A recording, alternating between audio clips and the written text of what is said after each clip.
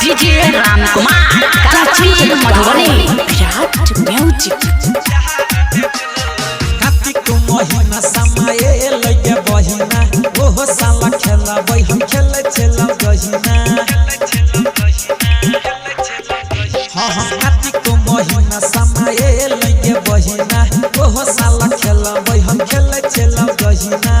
बाबा के दुआरा बहार में जो भैया के दुआरा बहार में जो सामा खेला बही दियारा बाबू में जो चुंगला के मोछ सखी जहार में जो सामा खेला बही दियारा बाबू में जो चुंगला के मोछ सखी जहार में जो।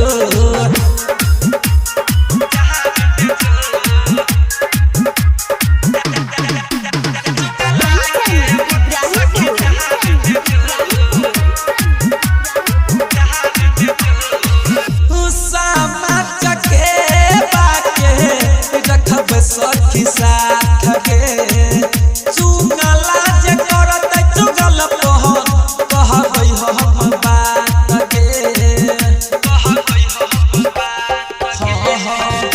समाज के बात रखब सखी साथ के चुगला जे करत चुगल कहबै सखी बात के। सब सखी हिल मिल गीत गे गई